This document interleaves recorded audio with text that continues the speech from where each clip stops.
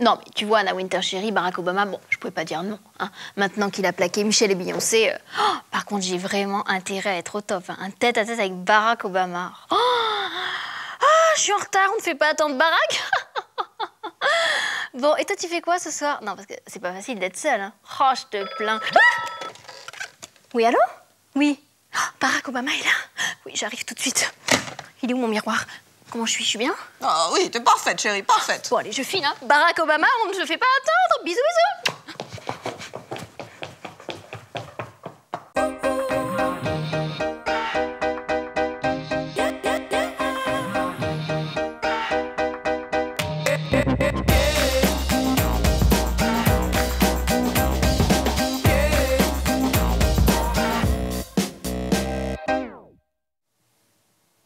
Là. Bonjour, bonsoir. Que tu es belle. Oh, que tu sens bon. Bienvenue dans ce numéro très spécial d'À la vie à la mode consacré à la cosmétique. Cette magnifique industrie qui fait la fortune de certains, le bonheur des autres et le désespoir des hommes qui n'ont pas tout à fait accès à ces produits. Pression sociale oblige. Cette semaine donc, on fait se rencontrer les manteaux en vison et les rouges à lèvres en graisse de baleine, la mode et la cosmétique. Oh, ça va, c'est de l'humour. Vous savez très bien que je suis contre toute maltraitance, usage ou test de cosmétiques sur les animaux. Enfin, sommaire. Oh, je suis pas très sûre de cette crème hydratante, hein. Péppa, viens là. Viens voir maman. Viens voir maman. Qui c'est qui va essayer la crème de maman? Hein? Voilà.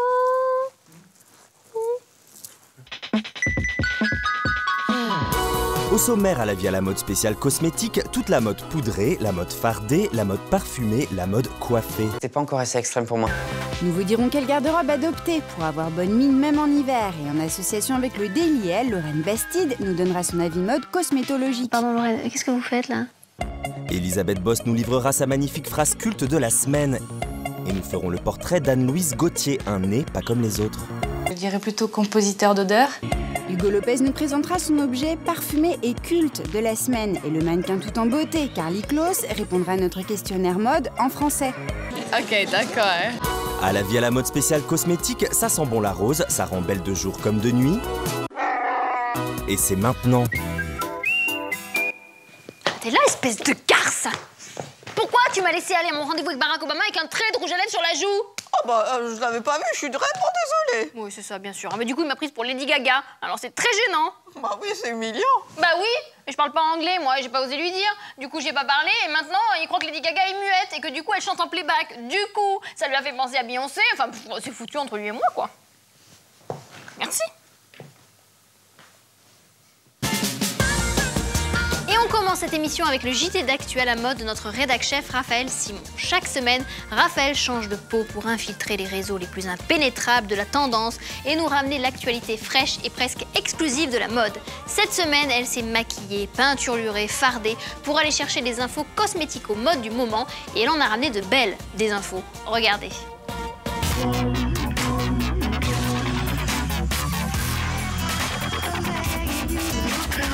Cette semaine cosmétologique oblige, notre chouchou est un coiffeur de haute coiffure hautement sympathique. Avec plaisir. Pour son dernier défilé, lors de la Fashion Week Haute Couture, Charlie Lemindu a créé des coiffures phosphorescentes inspirées du mouvement Sea Punk, comprenez les punks de la mer. Je voulais amener des gens dans des endroits où l'homme ne peut pas aller, donc très loin dans l'espace ou deep down sea. Les poissons perruques, après les coiffes Amazon. Charlie Lemindu s'est pris de passion pour le poil avant même sa puberté. Je pense que j'avais 6 ans et je coiffais déjà des Barbies. Ma mère m'offrait des Barbies à Noël. À 17 ans, le jeune coiffeur a fait ses débuts dans la coiffure nocturne, dans les clubs à Berlin. J'ai pas eu de raté, mais une fois j'ai eu quelqu'un qui avait bien bu et qui est tombé au moment où je coupais la frange et la frange a tiré un petit peu plus courte. Mais c'était pas grave, c'était mignon aussi. Avant de se mettre à la haute coiffure pendant la Fashion Week londonienne en 2009. Je voulais ramener le concept de la haute coiffure au goût du jour. Donc la haute coiffure, c'est quelque chose qui existe depuis fin 80, début 90, qui a été créé par Sam McKnight, Odile Gilbert avec Gauthier. Et c'est une sculpture en cheveux, donc ça peut être sur la tête, mais aussi, moi, je pense que ça peut être quelque chose fait en cheveux. Donc ça peut être une table ou enfin, un objet quelconque. Charlie Lemindu devient vite le roi de la haute coiffure et de la perruque de scène complètement démente. Des créations gigantesques, vite accaparées par Lady Gaga dès 2009 avec la coiffure bouche pour le clip de Bad Romance, qui a nécessité une semaine de préparation. Le plus long que j'ai fait, c'était 500 heures. C'était pour mon premier défilé, une grosse tête de mort avec plein de tresses partout. Mais bon, c'était assez énorme. Et oui, la haute coiffure, c'est haute couture et ça demande du boulot. Depuis qu'il a les moyens, le haut coiffeur n'utilise plus de fourrure mais que du cheveu naturel. Le cheveu, même si c'est beaucoup plus cher que certaines fourrures, je préfère le rendu, c'est beaucoup plus brillant, plus lisse. Et puis pour l'instant, on ne tue personne pour, pour avoir du cheveu, enfin j'espère. Du cheveu humain ou même du poil humain. Quand j'étais à Londres, je faisais des merkins. En fait, les merkins sont des perruques pour le vagin c'était la mode à l'époque de Marie-Antoinette. Et après, c'est revenu au burlesque. En fait, c'était pour tout ce qui était les femmes de la nuit. Des perruques de foufounettes. Plus rien n'arrête Charlie Lemindu, qui juge son dernier défilé si punk, bien trop sage a posteriori. C'était pas encore assez extrême pour moi. Et là, le prochain chose, je veux vraiment aller à l'extrême pour voir jusqu'où je peux faire vomir les gens dans la mode. Les maisons de prêt-à-porter se font une beauté. Après Chanel et son bar à beauté, en été 2013, Marc Jacobs et sa propre ligne de maquillage sortie pendant la Fashion Week de New York en septembre dernier, ou Burberry et son beauty shop à Londres en ce début d'année, toutes les maisons de luxe suivent la stratégie création d'une ligne de cosmétiques pour élargir la clientèle et donc augmenter le chiffre d'affaires. Car si un sac griffé à 3 000, ce n'est pas pour toutes les bourses, les cosmétiques griffés, eux, le sont. Et ça, les maisons Chanel et Dior sont les premières à l'avoir compris. En place depuis 1947, la maison de couture Dior s'est lancée dans la cosmétique dès 1969 et fait aujourd'hui un chiffre d'affaires de 1,8 milliard d'euros sur tous les produits cosmétiques de la marque, contre 1,3 milliard d'euros pour les vêtements et accessoires en 2013. Les rouges à lèvres rapportent donc 500 millions de plus que les jupettes et ça fait sourire. Enfin, pas tout le monde. Et les petits créateurs pointus s'empressent de suivre le pas. En septembre 2013, la créatrice préférée d'Oprah Winfrey, Tory Burch, lance une collection de maquillage en collaboration avec Estée Lauder, tout comme le New-Yorkais Jason Wu avec Lancôme. Une opération de com qui fait toutefois moins de bruit que la collaboration hyper colorée d'Albert Elbaz avec Lancôme l'été dernier. Et oui, madame, que vous le croyez ou non, c'est plus facile de vendre de l'ombre à paupières à 24$ qu'un pull à 2000$. Du coup, ça paye pas de mine, tout le monde se lance dans le fond de teint pour donner bonne mine aux finances, même les pâtissiers, comme la durée. La mode. En 2014, beauté rime avec camion, et ce n'est pas une blague. Après la folie des nails bars, comprenait des instituts de manucure améliorés, le nouveau concept tout droit sorti des États-Unis d'Amérique, c'est le beauty truck. Un mix entre food truck et bar à ongles, et c'est une affaire qui roule. Résultat, ça donne un camion de beauté itinérant et inédit dans son genre, celui de deux copines d'enfance hyper coquettes et complètement folles. Estelle Bourron du Boudoir des Cocottes. Oh, j'ai mon vernis qui vient de se péter. Non. Si, on va te le refaire après, c'est pas grave. Et Ingrid Corny du Boudoir des Cocottes. Le Boudoir des Cocottes, c'est un van chiné peinturluré de rose, où l'on peut se faire maquiller, coiffer et vernir les ongles au pied de l'immeuble de son bureau, mais aussi pour un EVJF, une crémaillère, après une rupture ou dans un parking avec en plus des prestations Express, Très haut de gamme, des tarifs solidaires. très qualitatif. La plus-value, c'est que déjà, on donne un rendez-vous régulier aux personnes des bureaux au pied desquels on va stationner. beau comme un camion, telle est la devise dont les cocottes coquines du Boudoir des Cocottes sont convaincues et que le concasseur de cacao n'eût cru. Vas-y, Kiki, plus. Plus. Plus. Plus. Plus. Plus. Mais plus, je te dis!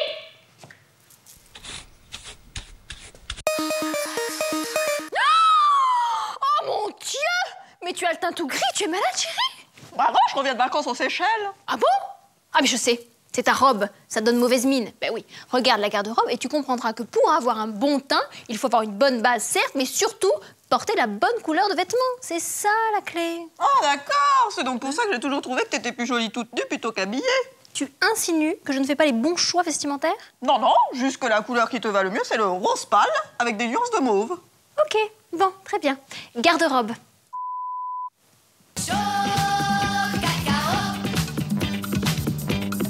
C'est bientôt le printemps, les collections pré-estivales s'apprêtent à bourgeonner en boutique. Malheureusement, vous avez plus la mine d'une vieille feuille morte que d'un petit coquelicot et votre vestiaire fait grise mine. Mais heureusement, vous pouvez vous aider de votre garde-robe pour tromper les saisons et avoir l'air fraîche toute l'année. Voici donc nos conseils haut en couleur pour vous constituer vite fait bien fait une garde-robe bonne mine. Premier conseil bonne mine, jouez sur les coupes graphiques et tout en volume. Oubliez les fringues informes qui laissent penser que vous avez tout à cacher et misez plutôt sur les volumes gonflés. La silhouette abricot vous rendra plus appétissante que la silhouette haricot. Un vestiaire sain sur un corps sain. Inspirez-vous de la devise de la dernière collection Balenciaga, avec ses coupes trapèzes, ambiance jupette de tennis ou ses robes à protubérance. Des volumes maxi que vous trouverez aussi chez les mini-prix.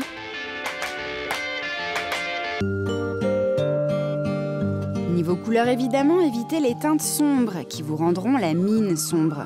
Mais votre pire ennemi c'est encore le noir et blanc. Noir et blanc égale rentrée, égale film d'auteur torturé, égale journal du dimanche près de la cheminée, égale teint de déprimé.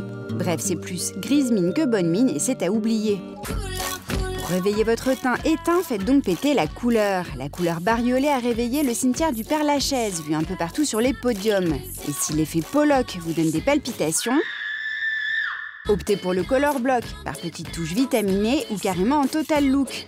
Pour raviver votre teint, préférez les couleurs chaudes ou couleurs de filles, avec une mention très spéciale pour le rouge orangé. C'est la couleur de la saison, à porter de préférence de la tête aux pieds, comme chez Max Mara.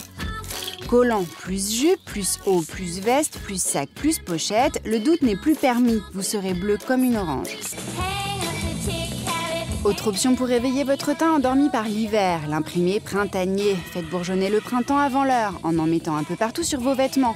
Sortez par exemple les fleurs, que vous trouverez par bouquet sur les podiums. Cerisier du Japon, chez Dolce & Gabbana. Fleurs folkloriques, chez Ferretti. Coquelicot rétro, chez Moschino. La vie est une fleur, petite fleur. Et même chez les enseignes grand public, c'est l'été avant l'heure, sans faire cramer le portefeuille. Pour avoir la mine vitamine, vous pouvez toujours vous enfiler 12 oranges pressées tous les matins, à vos risques et périls intestinaux. Finalement, pour avoir bonne mine, le plus sûr reste encore d'avoir le sourire. Dégainez pour cela vos accessoires les plus fun, lunettes rigolotes, chaussures froufrou, serre-tête fantaisie. Plus tu souris, plus t'es jolie. Chaque semaine, on demande à une personnalité publique, plus ou moins connue, jolie ou intelligente, de nous raconter son rapport à la mode à travers un questionnaire. Cette semaine, nous n'avons pas adapté les questions en fonction de la thématique cosmétique de cette émission. Non, on est bien plus malin que ça. On a posé ces mêmes questions à une icône de la beauté. Ah, ça vous embouche un coin, hein? Ne dites rien, c'est notre métier, questionnaire. 2, 3, 4, 5, 6, 7, 8 and back. Cette semaine, c'est le supermodèle Karlie Kloss qui répond à notre questionnaire mode. Karlie Kloss a la carrière internationale, connue pour sa démarche de femme fatale sur les podiums et sa maîtrise des langues. Ah, peut-être je peux essayer en française. Est-ce que vous avez un indémodable, un vêtement indémodable que vous gardez dans le Peut-être en anglais. Ok, d'accord. Jewelry and purses are timeless. J'ai les très grandes chaussures, les plateformes. C'est pas pour moi parce que je suis très grande aussi maintenant. Juste avec le Repetto Ballet Flat, j'ai 6'2", alors le plateforme c'est pas pour moi. I really liked Cannes. The red carpet at Cannes was really fun. What did you wear at that time? Louis Vuitton. It was white, like a white gown. It was really beautiful. Beaucoup de dorm. Beaucoup de dormir. J'aime dormir. Tu peux me remettre un peu de gloss là, s'il te plaît? Parce que comme j'ai les lèvres un peu fines, c'est bien, non? Ouais, mais surtout, en fait, je vais te mettre beaucoup d'antirides et de touches éclat. Non mais... Il est l'heure de retrouver notre chère journaliste professionnelle de la beauté, de la mode, mais aussi de l'info sociétaux, Lorraine Bastide. Bon, oui, ses journées sont interminables, oui, elle récolte des centaines de témoignages et de mails, oui, elle écrit des millions de papiers, d'enquêtes et d'articles, mais oui, surtout, Elle reçoit des milliards de cadeaux, passe donc son temps à les déballer, à tester des produits de beauté ou porter des vêtements juste pour qu'on la voie avec dans les soirées. Bon, chaque semaine, elle nous fait tout de même l'honneur de venir jusqu'ici pour nous raconter les coulisses de sa rédaction. C'est la vie à la mode de Lorraine Bastide et c'est quand même la belle vie pour elle. Hein. Et en plus, elle est canon. La garce.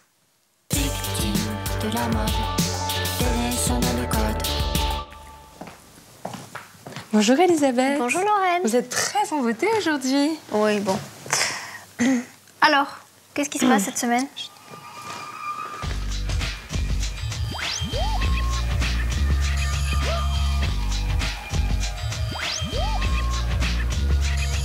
Non mais, pardon Lorraine, qu'est-ce que vous faites là? Qu'est-ce que je fais? Oui. Je suis en train de gagner des millions sur YouTube. Mais qu'est-ce que c'est que cette histoire? Je suis en train de devenir youtubeuse beauté, Elisabeth. Youtubeuse? Youtubeuse beauté. C'est un nouveau métier. Mmh. Alors, elles s'appellent Michelle Fan, Jenna Marbles, Lisa Eldridge. Elles sont suivies par des centaines de millions de personnes sur YouTube. Elles font des tutos. Par exemple, comment se faire un smokey eye ou se faire un teint nude en quelques instants sur Internet. Eh bien, on va sur la vidéo de Michelle Fan qui nous explique avec des petits pinceaux, des petits produits, comment se faire le bon teint, le bel œil. Alors, cette nana, elle a commencé en 2007. Michelle Fan, c'est vraiment la plus grosse. D'ailleurs, elle a été récupérée par des marques de cosmétiques très prestigieuses depuis. En 2007, elle a commencé, dans sa chambre, toute mignonne, à faire des petites posts de blog. Puis un jour, elle a dit « Oh, je vais montrer une vidéo pour montrer aux filles comment je me maquille bien. » Donc, elle a une première vidéo. Plein de questions qui sont arrivées. Elle a refait des vidéos. Et petit à petit, elle a commencé à acquérir une légitimité. Ah oui, alors qu'elle n'est pas mannequin, qu'elle n'est pas maquilleuse, qu'elle n'est pas... dans sa chambre. Voilà. Il faut savoir quand même que pour gagner de l'argent sur YouTube, il faut quand même qu'on envoie des vidéos. Ah mais oui. En gros, c'est $1 par tranche de 10 000 vues. D'accord. Elle a gagné 5 millions de dollars l'année dernière, la fille. Voilà. Quand même. Voilà. Donc du coup, ça fait forcément des envieuses et ça donne des idées. Oui, mais tout le monde n'a pas autant de vues. Mais ce qui est incroyable, c'est qu'en ce moment, dans les cours de récréation, on voit émerger une nouvelle génération de youtubeuses beauté. Alors elles ont peut-être 140 fans, mais certaines commencent à en avoir plusieurs milliers, qui se font envoyer des produits par les marques parce que les marques ont flairé le bon film. Et quand la youtubeuse préférée utilise le pinceau de telle marque en disant à ses abonnés, attention, c'est le super pinceau, hop, les ventes décollent tout de suite. Et surtout, ça leur coûte rien en termes de publicité. Ça leur coûte rien. Alors, il y a quelque chose de très mignon là-dedans, mais un tout petit peu dangereux aussi. Et bon, faut pas non plus être réac, hein, c'est rigolo, c'est sympa. Un petit peu. Mais c'est vrai qu'il faut le rappeler, faut faire attention. D'accord. Donc youtubeuse beauté, oui, mais avec modération. Un métier d'avenir. Bon, Lorraine, vous restez avec nous quand même? Non, je sais pas, parce que je crois que ça cartonne. J'ai quand même 2 vues sur la vidéo d'hier. Il y a moi et votre maman. Ouais, voilà. Dis-moi, chérie, tu aurais un peu de parfum? Oh, oui, bien sûr. Voilà. Ah, c'est mieux comme ça. Il est l'heure de retrouver le sujet de la semaine. Et cette semaine, notre rédac-chef Raphaël Simon est parti à la rencontre d'un nez. Enfin, pas un nez, comment dire, un nez, le métier. Anne-Louise Gauthier est ce qu'on appelle un baby nose et compose des parfums qui changeront peut-être la vie de celle qui les porte. Sa vie sociale, professionnelle, personnelle ou amoureuse. Et oui, entre deux êtres, l'odeur, ça compte. Presque autant que la qualité d'un baiser ou le toucher d'une peau. Croyez-moi. Portrait d'une jeune parfumeuse qui a le vent en poupe par Raphaël Simon. Regardez.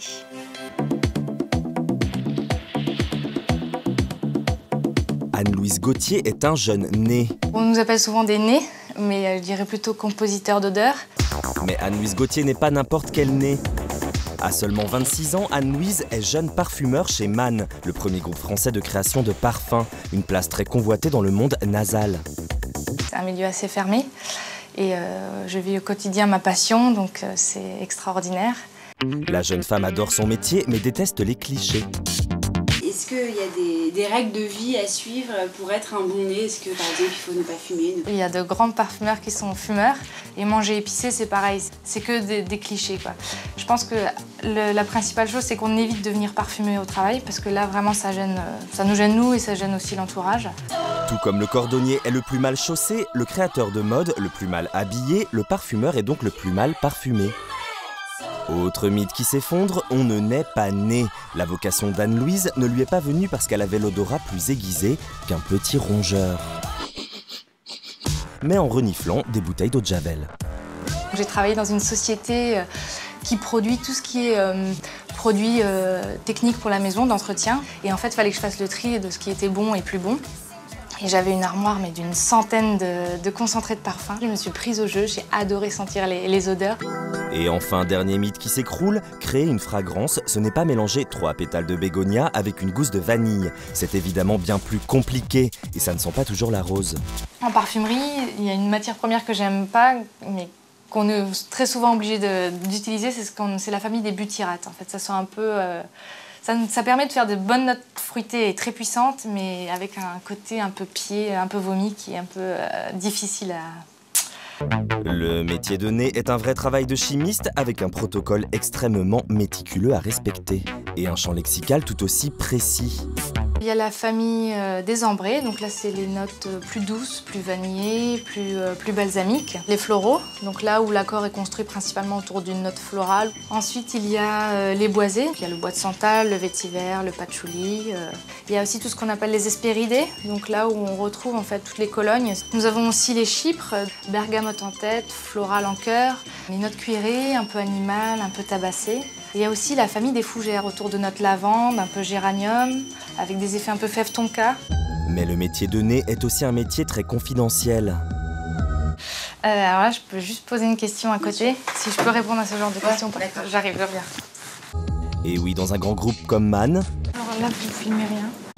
un nez est entouré d'oreilles, car la concurrence est rude. Et oui, de nos jours, pas facile de faire sortir un jus du lot. Sur les 400 parfums lancés tous les ans, à peine 1% passe le cap de la 2e année.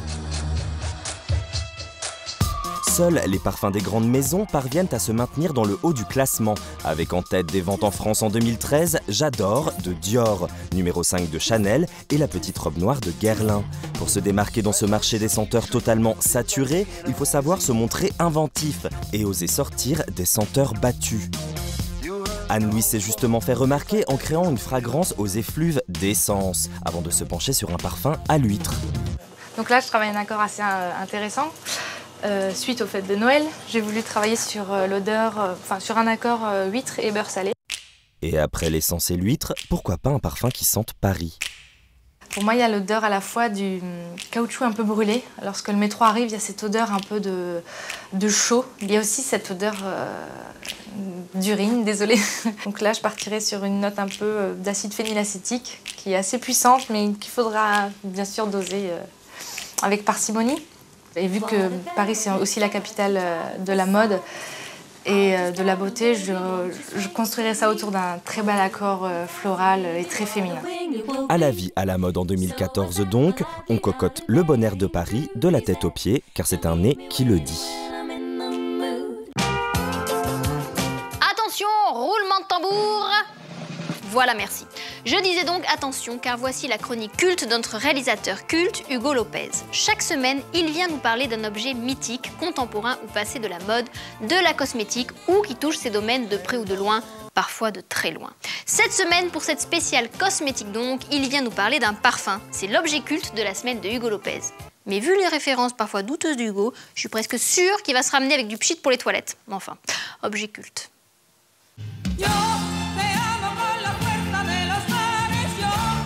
Bonjour Elisabeth. Bonjour Hugo. Ah mais dites donc, c'est vraiment du parfum pour humains que vous nous... Bah évidemment, montrez. pourquoi vous dites ça? Non, comme ça, pour rien. Alors, cette semaine, je suis venu avec Shalimar de Guerlain. Culte. Donc, Guerlain, c'est quand même l'un des plus anciens parfumeurs, il faut le savoir. C'est une maison qui a été fondée en 1828, rue de Rivoli à Paris. Et Shalimar, c'est un parfum qui a été créé en 1921. Donc ce parfum a été créé pour célébrer une histoire d'amour mythique entre une princesse indienne et un empereur moghol. Oh. Mais oui. Il y a longtemps. Il y a très longtemps. Donc cet empereur mongol, il s'appelait Shah Jahan et il a fait construire pour sa belle le Taj Mahal. Rien que ça. Rien que ça, le Très fameux détendu. Taj Mahal. Et cette histoire d'amour a inspiré à nouveau la grande publicité fleuve qu'on a pu voir au cinéma avec Natalia Vodianova et le mannequin Willy Cartier, où on remet en scène cette création du Taj Mahal de manière un petit peu poussive et longue, qui ennuyait certains téléspectateurs dans les cinémas, puisque la pub était quasiment plus longue que le film qu'ils allaient voir. Shalimar, ça veut dire temple de l'amour. Oh, c'est beau. C'est beau, quand même. Donc voilà, je vais le poser parce que c'est Et accessoirement, ça sent bon. un petit peu lourd, accessoirement. Voilà. Je le tiens comme ça, parce que je le trouve très, très beau. Donc, il est créé en 1921, comme je vous l'ai dit, à partir de Jiki, qui est un parfum qui existe déjà. Mais tout à fait, Jiki, ma mère le portait, maman. Donc, le parfum est créé à partir de Jiki et on y rajoute, juste pour voir, comme ça, une petite dose de vanille de synthèse, de bergamote également. Et on a obtenu cette Ils ont un peu bidouillé, quoi. liqueur parfumée qu'on appellera la guerlinade.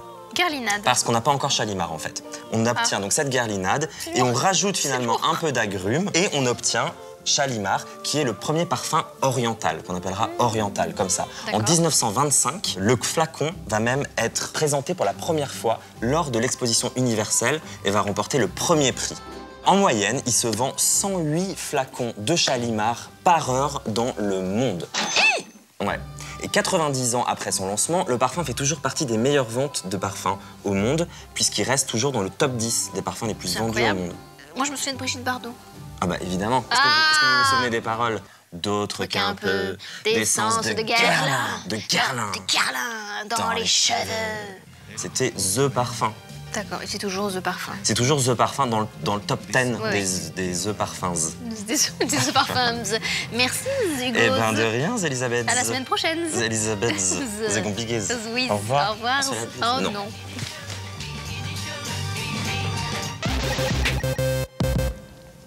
C'est fou ça, j'avais jamais vu que t'étais une fausse blonde. Mais comment tu sais? Ça se voit que j'ai pas mis de culotte? Bah non, on voit tes racines de cheveux, c'est tout. Cette émission est presque terminée. Eh oui, on ne fait pas le téléthon, hein. À la vie à la mode ne dure que 26 minutes. Mais attention, je ne vous quitte pas avant de vous avoir donné la mythique phrase culte de la semaine.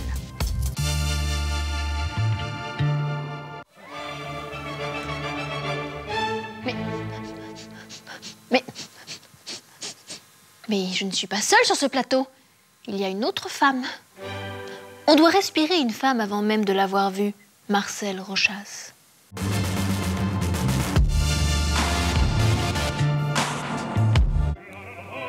Bah Hugo? Ah oui, Elisabeth, désolé, j'avais oublié mon caleçon tout à l'heure, donc je venais le chercher. Donc c'est ça que je sentais, mais Hugo, ça veut dire que vous êtes une femme!